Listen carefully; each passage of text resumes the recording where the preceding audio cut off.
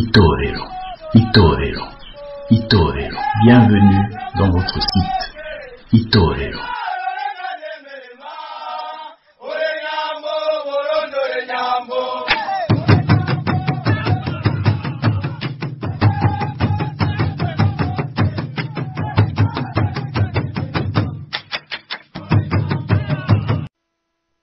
Docteur Alphonse Lugambarara, bonjour. Bonjour. Merci de nous accorder cette interview sur l'accord d'Arusha. L'accord a été signé le 28 août 2000. Où est-ce que vous étiez? Qu'est-ce que vous faisiez? Le 28 août 2000, on était dans une guerre terrible. C'était le jour de la signature. Et le jour de la signature, et ce jour-là, il y a eu un problème lié à la compréhension de la présentation de l'accord. Parce que nous avions eu le 17 juin une présentation de ce qu'on a pensé que c'était l'accord définitif. Mais dans la nuit du 27 au 28, nous ne l'avons su que le lendemain matin, le 28, les représentants du Frodebo et de l'UPRONA se sont réunis et ont modifié certaines dispositions de l'accord. Alors quand on nous a convoqués pour la signature, ayant eu cette information, le G10 a refusé d'entrer dans la salle où pratiquement tout le monde nous attendait. Il y avait le président Mandela bien sûr et tous ses invités qui nous attendaient. Cela a pris beaucoup de temps de discussion et le président Mandela a envoyé le vice-président Zuma, Museveni et le président Kagame pour essayer de nous convaincre d'entrer dans la salle où les présidents du G7 étaient déjà dans leur siège. Et quand nous avons expliqué, et j'ai personnellement dit au vice-président Zuma que nous n'avions pas eu entre nos mains l'accord que nous avons signé, qu'il était difficile pour nous de signer un accord que nous ne connaissions pas. Et effectivement, il a très vite compris et appelé le juge Bomani pour lui demander si ce que nous étions en train de dire était vrai. Il a exigé du juge Bomani, qui était le responsable de la fondation Nyerere, de nous amener des exemplaires. Et il était même très fâché parce que le juge Bomani lui a commencé à dire qu'il n'avait pas d'exemplaires, mais il a insisté et l'exemplaire est venu. Et nous avons très rapidement parcouru cet exemplaire et nous nous sommes concertés, nous avons dit écoutez, si nous devons signer, permettez-nous de signer, mais en mettant des réserves parce qu'il y a des points que nous voyons qui ont été modifiés et que nous aimerions continuer à discuter si les personnes qui ont voulu changer ça le veulent bien. Et ils nous ont mis alors de signer avec des réserves. Et c'est comme ça que nous sommes entrés dans la grande salle là où nous devions signer l'accord d'Arusha. Voilà où j'étais le 28 août. Donc vous étiez président en fait du parti Inkinzo. J'étais président du mouvement socialiste panafricaniste Inkinzo Jamhuri Abarundi, qui était le parti que je dirigeais à l'époque et qui faisait partie des négociateurs de l'accord d'Arusha. Donc vous êtes un des signataires de l'accord. Absolument. C'était quoi les points de discorde Les points de discorde, ils étaient contenus dans les protocoles, surtout le protocole 1, le protocole 2 et le protocole 3. Au niveau du protocole 1 et du protocole 2, les points de désaccord étaient en particulier, je vais très rapidement passer sur ça, c'était la question de l'amnistie, où nous aurions voulu avoir plus de précision parce qu'on parlait amnistie ou plutôt immunité provisoire et non pas amnistie. L'autre point de désaccord important au niveau du protocole 1, c'était, je dirais, la nature réelle du conflit, pour une meilleure définition de cette ligne de conflit qu'il y avait. Et puis c'était les points sur le processus de réconciliation, et surtout ce qui avait trait aux commissions vérité et réconciliation, aux commissions d'enquête internationale. Nous voulions plus d'assurance que ces choses-là allaient pouvoir être mises en place. Au niveau du protocole 2, c'était particulièrement ce qui avait trait aux institutions de transition, et je dirais aussi à la mise en place des institutions définitives, les élections et tout ça. Et non, il y avait vraiment plusieurs points. Ils n'étaient pas nombreux comme les gens le pensent, et ils ne pouvaient pas, je dirais, arrêter à la mise en application de l'accord, mais comme l'esprit de l'accord d'Arusha, c'était le dialogue qui devait continuer, ce n'était pas un réel grand problème. Mais nous voulions absolument voir le contenu de cet accord avant de pouvoir le signer. L'autre point le plus important quand même, c'était le point sur le cessez-le-feu, parce que on disait quand même qu'il était inconcevable qu'on puisse signer un accord dit de paix alors qu'il y avait encore la guerre, que les rébellions n'avaient pas été invitées, et du temps de Nyerere, lui ne voulait même pas entendre parler de rébellion. Il disait qu'ils sont représentés par les partis politiques qui sont là. Et à la suite de ça, le président Mandela a désigné le vice-président s'occuper d'amener les rébellions à la table de négociation. Et même malgré toutes ces réserves-là, il y a quand même des partis qui ont refusé de signer en disant non, on ne peut pas signer un accord qui n'est pas un accord de paix, puisqu'il n'y a pas la paix, puisque les rébellions sont en train de continuer. Voilà très brièvement les quelques réserves que nous avons mis en avant, et qui effectivement certaines ont continué à en discuter, mais d'autres avec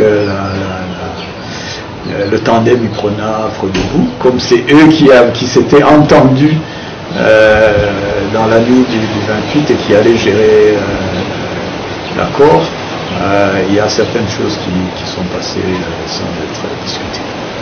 Est-ce que selon vous c'était un bon accord?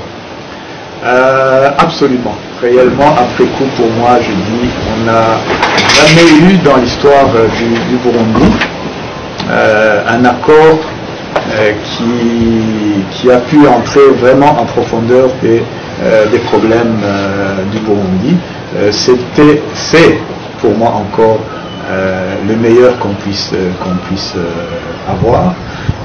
Avant ça, nous avions eu la convention de gouvernement qui s'est terminée, comme certains le savent.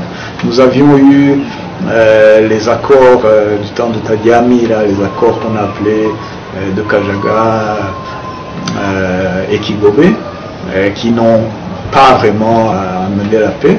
Mais avec cet accord-là, quand même, tout le processus qui a continué, nous avons aussi vu les rébellions qui sont rentrées dans l'accord. Pour moi, c'était et c'est toujours un socle important pour la réconciliation et la démocratisation au Burundi. Alors l'accord a marché pendant 10 ans, disons, jusqu'en 2015, où il a été remis en cause par le troisième mandat. Qu'est-ce que vous avez pensé à ce moment? Non, moi je dirais, les gens ont dit, lorsqu'ils ont fait le soulèvement en 2015, ils ont dit respect de l'accord d'Arusha. Vous-même vous dites l'accord a marché pendant ces 10 ans, mais moi qui suis signataire de l'accord et qui connais réellement la profondeur de cet accord-là, je dis non, on se trompe complètement. L'accord n'a pas été appliqué en totalité, n'a pas été appliqué dans toutes les dispositions importantes pour que réellement le processus de réconciliation et le processus de démocratisation soit complet. Non. Et ça, je l'ai signalé dès le début déjà, en 2004, il y a un accord que beaucoup de Burundais et d'observateurs même internationaux ne connaissent pas, ou même ceux qui le connaissent n'ont pas vu la distorsion qu'il a menée sur certaines dispositions de l'accord. C'est l'accord de Pretoria de 2004 qui parlait d'un accord pour le partage du pouvoir. Et cet accord-là a remis en cause beaucoup de dispositions, notamment les garde-fous du protocole 1 et du protocole 2, pour vraiment éviter qu'on retourne dans les problèmes ethniques, dans les problèmes d'exclusion et même de génocide. Donc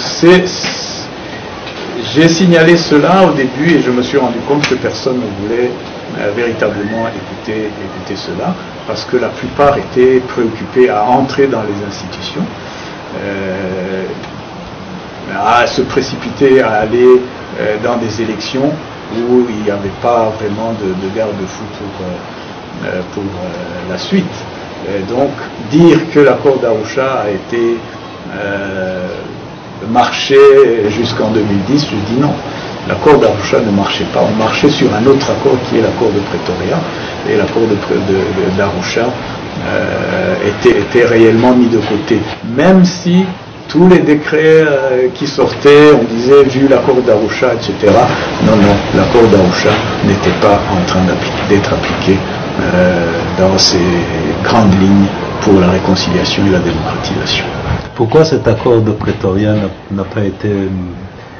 Les gens ne le connaissent pas? Ben oui, les gens ne le connaissent pas parce qu'il s'agissait d'une véritable tricherie. Parce que cette tricherie a modifié véritablement l'accord. Et une partie c'est une partie de cet accord-là qui est allée dans la Constitution. Et cette tricherie est passée, et cette tricherie a été faite par trois partis. C'est le CNDD-FDD, le Frodebo et l'UPRONA, les deux ayant géré la transition. Et donc c'est comme ça que réellement on n'a pas fait grand bruit, mais on peut le trouver sur Google, il est là, il est inconnu. S'il y a des juristes qui peuvent s'intéresser à cet accord-là, ils verraient très bien qu'il est en total désaccord avec les dispositions pertinentes de la réconciliation contenues dans l'accord d'Arusha. Pourquoi vous pensez que l'accord, soit de Pretoria, soit d'Arusha, n'a pas fonctionné? Qu'est-ce qui a été? Vous avez écrit un long, excellent texte sur l'accord. Est-ce que vous pouvez nous faire un résumé? Oui, je peux faire un résumé très rapidement. La première chose sur laquelle j'ai insisté dans ce document, c'est la définition que nous avons faite de la nature du conflit. Et quelque part dans certains articles, on parle de cela, c'est l'approche idéologique de nos problèmes. On a souvent tendance à dire, ok, c'est un problème ethnique entre Hutu, Tutsi et tout ce que vous voulez. Je dis non, c'est beaucoup plus que ça. C'est un problème idéologique par rapport à ces ethnies. Qu'est-ce que vous proposez pour une bonne cohabitation? Qu'est-ce que vous proposez pour une bonne gestion politique du pays, afin que ces 2, 3, 4 composants du pays puissent vivre en sécurité? Alors, le plus grand danger que nous avons au Burundi, dans la sous-région, au Rwanda, au Congo et partout, c'est l'existence de l'idéologie d'exclusion et de génocide. Au Burundi, quand on parle de génocide et que ça tombe dans l'oreille d'un Tutsi, il dit « Ah, on est en train de parler des Hutus ». Ça tombe dans l'oreille d'un Tutsi, « Ah, d'un Hutu, on est en train de parler des Tutsis ». Non.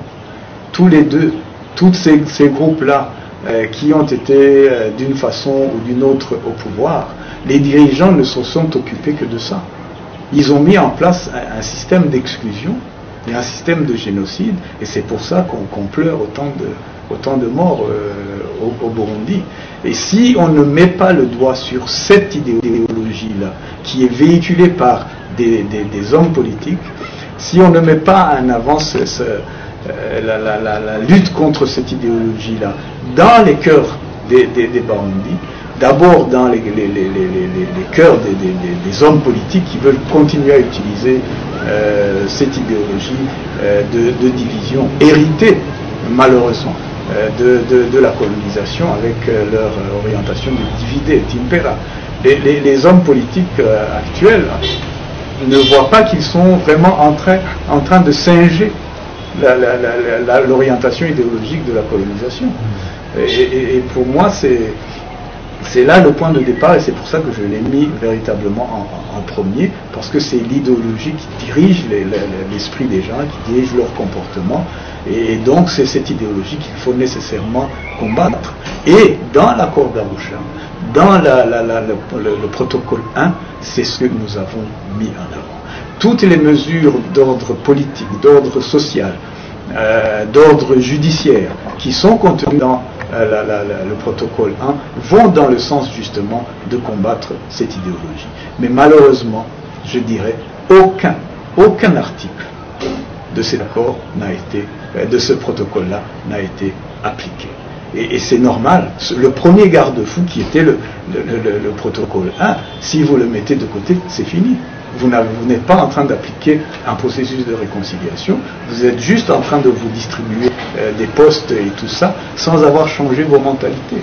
Comment voulez-vous qu'on ait véritablement la paix, qu'on ait une démocratie citoyenne? C'est pratiquement impossible si vous n'avez pas touché justement à cette idéologie qui malheureusement gangrène toute cette région. Ça c'est le premier point.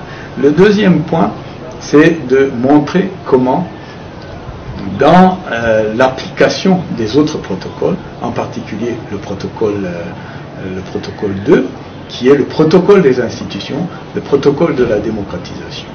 Et lorsqu'on voit comment on a mis en place les institutions, que ce soit en 2005 ou en 2010, on se rend compte qu'on n'a pas véritablement suivi l'esprit et la lettre de l'accord d'Arusha. Parce que l'esprit de dialogue a foutu le camp, il n'existe pas. Un parti il vient au pouvoir et voilà, il fait taire tout le monde. Et c'est ce que je disais justement quand j'alertais les gens en leur disant, s'il vous plaît, si vous allez dans les élections avec cet accord de Pretoria, vous ne savez pas ce que vous offrez au parti qui va gagner les élections en 2005. Il va prendre tout, il va avoir le pouvoir politique et le pouvoir militaire. Et ça sera fini. Alors pour ce qui est du pouvoir militaire, je parle du protocole 3. Le protocole 3, dans les accords de cessez-le-feu, les gens n'ont pas fait véritablement l'attention. Et quand il s'est agi de dire ok, 50% et tout, 50% tous, on a amené la dimension parti politique. Dès ce moment-là, vous cassez véritablement l'esprit et l'orientation de cet accord-là. C'est-à-dire que si vous offrez dans les 50% Hutu, 40% à un seul parti politique, vous avez détruit toute la structure qu'on voulait mettre en place, c'est-à-dire que vous donnez réellement le pouvoir militaire. S'il y a 40% de militaires qui proviennent d'un seul parti politique, écoutez, les autres ils sont à un métier et ils ne peuvent absolument rien faire. Et ça, malheureusement, ceux qui ont négocié les accords de cessez-le-feu n'y ont pas fait attention et ont fermé les yeux parce que, soi-disant, NDD, FDD est venu avec le plus grand nombre de militaires, etc., etc. Mais c'était pratiquement mettre en danger toute la structure militaire. Ce n'est plus une armée républicaine que nous avions, alors que dans l'accord d'Arusha, on voulait parler d'une armée républicaine. Ça veut dire que vous amenez une armée qui est liée à un parti politique. Et si on ne parvient pas, justement au niveau de ces garde-fous importants que sont l'armée principalement et la justice, avoir une armée indépendante, véritablement républicaine, qui ne répond qu'à la Constitution, on ne sortira jamais de l'auberge. On aura toujours un président qui va s'appuyer sur son parti, sur son armée, parce que ça devient véritablement son armée, et ce n'est plus l'armée du Burundi ou une armée républicaine. Le reste de mes observations, c'est au niveau de la démocratisation, je l'ai dit, le protocole 2, au niveau du protocole 3, une armée qui n'est plus du tout républicaine, qui devient une armée dictatoriale, et le programme de développement, qui est le protocole 4, et le protocole 4, là aussi, où en sommes-nous? Parce que ce protocole 4 est véritablement important dans la structure de l'accord. Et je le dis toujours, s'il y a un président qui aime son pays, qui veut véritablement développer le pays, voir les relations sociales et tout ça, il applique le protocole 4 en fermant les yeux. Le développement va venir. Mais s'il s'amène avec un autre programme, il y aura la corruption, il y aura tout ce qu'on voit aujourd'hui. Voilà très brièvement pour dire que réellement ce que nous avions cherché avec la signature de cet accord-là, pour ceux qui y croyaient ou qui y croient encore, nous n'avons abouti à aucun résultat positif. Nous n'avons pas la réconciliation, le protocole 1, nous n'avons pas la démocratie, protocole 2, et des institutions pour tous. Nous n'avons pas une armée républicaine, nous avons une armée affiliée à un parti politique, et nous n'avons pas de développement. Et le protocole 5, c'était les garanties. Tous ceux qui devaient se charger des garanties ont pratiquement fui, et puis c'est fini. Et donc, cet accord-là, je suis désolé, et dès le départ, il n'a pas été appliqué, mais il reste pour moi valable pour bâtir un Burundi meilleur et un Burundi pour tous les citoyens. C'était ma prochaine question, s'il faut renégocier un autre ou s'il faut garder celui-là, mais mettre les garanties, parce que le Burundi aujourd'hui est dans une impasse, le dialogue initié par la région a échoué. Qu'est-ce qu'il faut faire? Même dans ce document dont vous parlez, dossier Arusha, je l'ai dit ce qu'il faut faire. Pourquoi on doit encore négocier? Alors qu'on a un outil pratiquement, je dirais, presque parfait pour moi. Il faut bien sûr à chaque étape, il y aura toujours d'autres enjeux, mais au moins avoir une orientation claire pour ce qui concerne tous ces domaines importants de la réconciliation, de la démocratisation, de la sécurité pour tous et du développement pour tous. Cette base, elle est là. Il n'y a pas d'autres discussions à faire. Moi, je vois des gens qui créent d'autres partis ou qui se disent qu'ils ont leur idéologie, etc., etc. Je veux bien, mais pour moi, c'est une perte de temps. Relisez l'accord d'Arusha en profondeur et vous verrez que tout ce que vous êtes en train d'amener s'y trouve. S'y trouve. Parce que c'est vraiment des personnes responsables, des intellectuels qui se sont penchés sur leurs problèmes et qui ont été aidés par des experts internationaux. Le protocole 4 a été fait par un expert autrichien et 2 ministres des Finances du Burundi, qui pour moi ont été d'excellents ministres, comme Toi Gabriel ou Toi Salvatore. Je n'ai pas grand-chose à les reprocher. J'ai été même au gouvernement avec eux, donc c'est des gens que je peux apprécier. Et ils ont produit un document sur lequel on n'a pas eu beaucoup de retouches à faire. Maintenant que des gens commencent à créer d'autres choses, bon, ok, c'est bien, mais moi je dis c'est une perte de temps. Relisez l'accord d'Arusha, tout y est. C'est des personnes qui se disaient Hutu, des personnes qui se disaient Tutsi, qui se sont mis sur la table. Vous allez en créer d'autres maintenant pour se mettre sur la table. Non. Il y a cet accord, appliquons-la, et perfectionnons ce qui est à perfectionner en fonction de l'évolution de la société burundaise, et puis c'est tout. Appliquez, s'il vous plaît, cet accord, et vous verrez que le pays s'en trouvera nécessairement mieux. Et je veux revenir sur une chose sur laquelle les gens, quand ça bute toujours, il dit l'accord d'Arusha a amené l'ethnisation. J'ai dit non, s'il vous plaît. Parce que vous vous occupez seulement du 60-40. L'accord d'Arusha, ce n'est pas 60-40 seulement. 60-40, on l'a vu même avant. Et même avant, c'était même 50-50. Prenez le gouvernement d'union nationale du président Buyoya. Il a fait quoi? Il a fait 50-50 au niveau du gouvernement. Pour essayer de calmer ces antagonismes ethniques. Le président Dadaye, quand il a fait son gouvernement, il a fait 60% de Tutsis et 40% de Tutsis. Et ça a été 60% de Hutu et 40% de 60% de Hutu et 40% de Tutsis. Et c'est de là que vient ce contenu au niveau de l'accord. C'est en fait un habillage. Moi je dis ça, que c'est juste un habillage pour que les tensions au niveau des leaders politiques s'estompent. Et comme ça que le processus de réconciliation puisse continuer. Mais on n'a pas fait ça.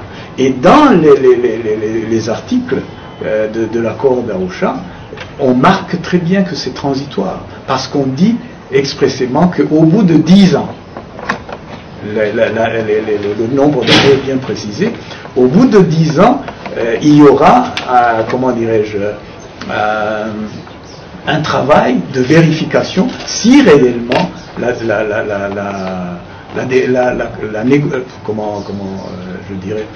le processus de réconciliation a abouti à ce que ces considérations ethniques s'estompent dans la société et que ces pourcentages-là vont partir. C'est marqué dans l'accord. Donc prétendre qu'on a ethnisé, non, comment voulez-vous régler un problème dit d'ethnie si vous ne trouvez pas une solution, je dirais, pour permettre la réconciliation. Et c'est donc cela. Donc je voudrais y insister beaucoup parce que les gens rejettent l'accord d'Arusha à cause de 60-40.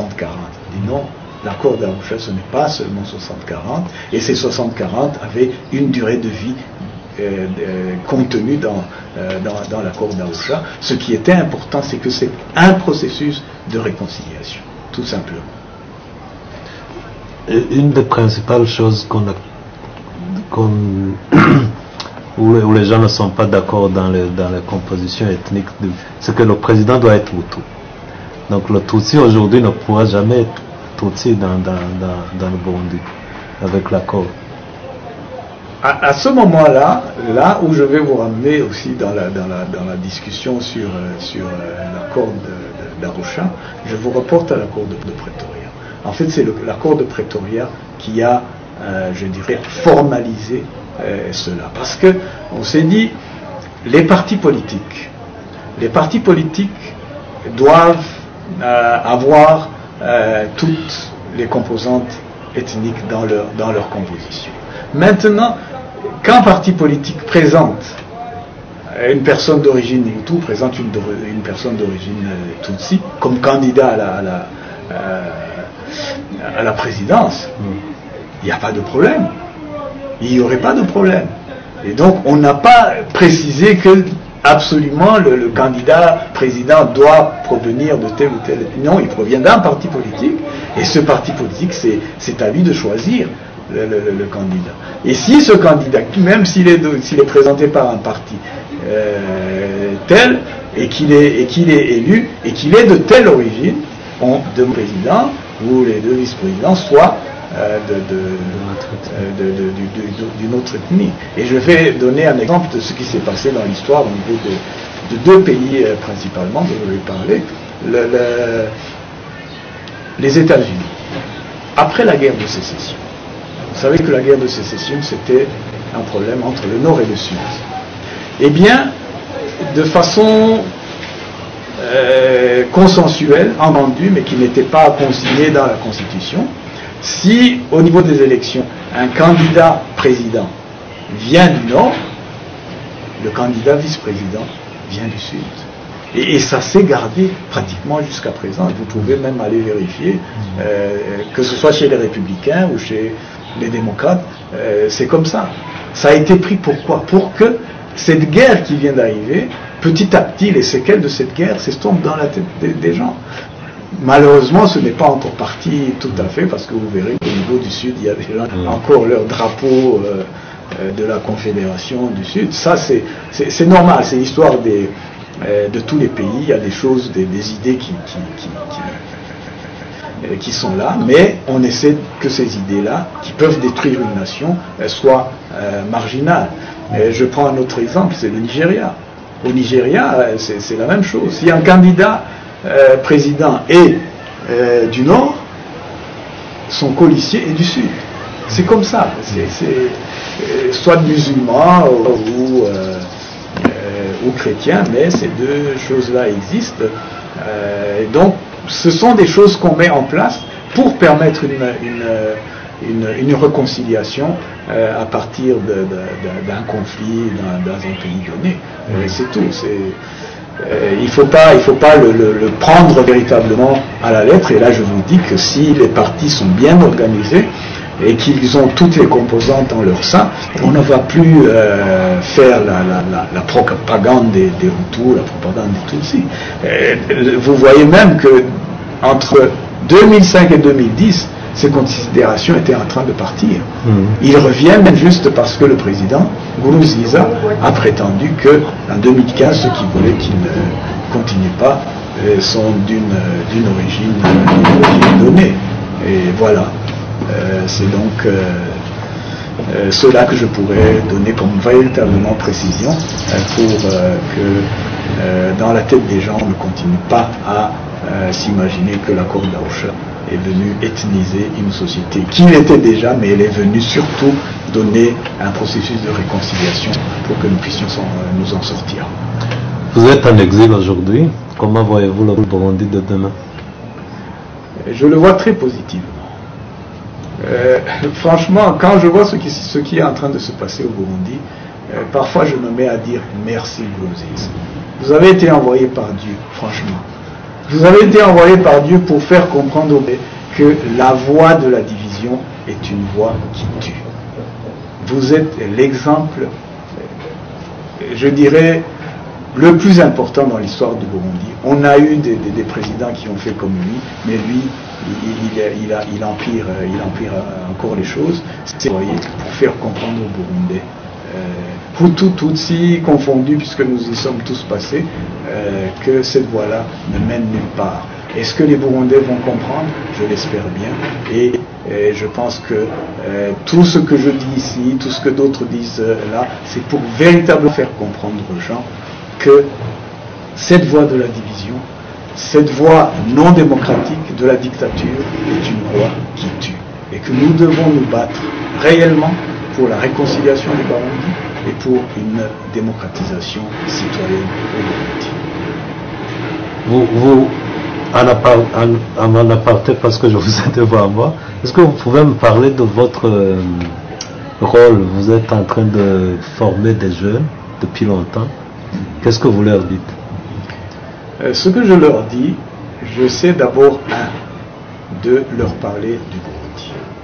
Il faut qu'ils connaissent le véritable Burundi. Pas le Burundi que nous avons connu dans les livres d'histoire écrits par l'Européen.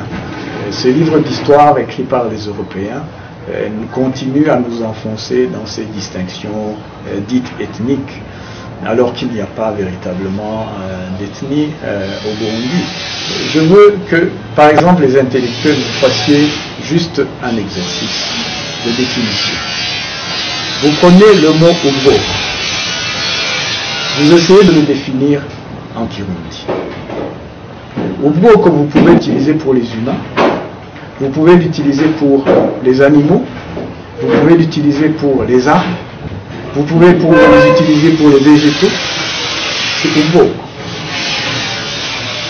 Et si vous voulez traduire ce mot-là avec la conception de Barundi, vous le traduisez comment en français? Vous le traduisez par variété, vous le traduisez par sorte, vous le traduisez par catégorie, et pas. Prenez le mot ethnie en français. Et là, sincèrement, je voudrais que tous les intellectuels qui vont m'écouter fassent cet exercice. Et qu'ils comprennent qu'ils sont dans, je dirais, une aliénation identitaire, parce que l'Européen nous a mis sur une définition qui n'est pas correcte de ce que nos ancêtres considéraient comme bobo. Ethnie, ça veut dire quoi? Ethnie, c'est un groupe humain qui a un territoire, qui a une langue commune, qu'il y a une civilisation commune. Est-ce que ce n'est pas les Barundi? Les Barundi ont une langue commune. Et donc, si nous devions parler d'ethnie, il n'y a qu'une seule ethnie au Burundi, c'est l'ethnie des Barundi. Si nous étions dans l'entité Tanzanie, par exemple, nous serions considérés comme les Barundi, n'est-ce pas? Donc c'est cela sur lequel j'insiste particulièrement. Je dis, relisons notre histoire par nos propres moyens. Et l'histoire des Barundi, ce n'est pas une histoire de confrontation ethnique avant l'arrivée des Européens. Et malheureusement, les intellectuels que nous avons n'arrivent pas justement à avoir, cette connaissance et la donner à leurs concitoyens, puisqu'ils ont un niveau intellectuel plus important. Alors moi, c'est ce que j'essaie alors avec ces jeunes-là, leur parler de la véritable histoire du Burundi, que beaucoup ne connaissent pas, et qui connaissent, eux, l'histoire enseignée par les livres d'histoire européens, mais qui ont complètement modifié la véritable histoire du Burundi. C'est d'abord par ça, parce que je leur dis, si vous, demain, vous voulez faire de la politique, il faut d'abord connaître le terrain sur lequel vous allez faire la politique. Connaître votre pays, connaître les citoyens de ce pays, connaître leurs aspirations et tout ça. C'est la première base sur laquelle j'insiste, et ça donne à tout le monde, sans exception, que vous veniez de tel ou tel parti. Pour moi, il n'y a pas de problème. Mais j'ai commencé cela quand j'étais encore au Burundi. Il y a des jeunes du CNDD, FDD, qui sont venus dans certains de mes cours. Donc je n'ai pas d'exclusif pour que les jeunes du Burundi connaissent la vraie histoire de ce pays et qu'ils cessent d'être manipulés par des gens qui utilisent une histoire fausse du Burundi. Merci beaucoup. Est-ce que vous avez quelque chose à ajouter? Qu'est-ce que je pourrais bien ajouter? Pas grand-chose à ce que j'ai dit, mais surtout pour dire tout mon espoir et mon optimisme, parce que si je n'étais pas optimiste, je ne ferais pas cette approche aux jeunes, parce que je considère que si j'ai eu un bagage politique, il faut que je le donne à mes jeunes frères, à mes enfants, pour qu'ils connaissent leur pays. Ce Burundi est un Burundi merveilleux si vous connaissez véritablement sa véritable histoire. Ça vaut la peine de la connaître. Merci beaucoup. Merci.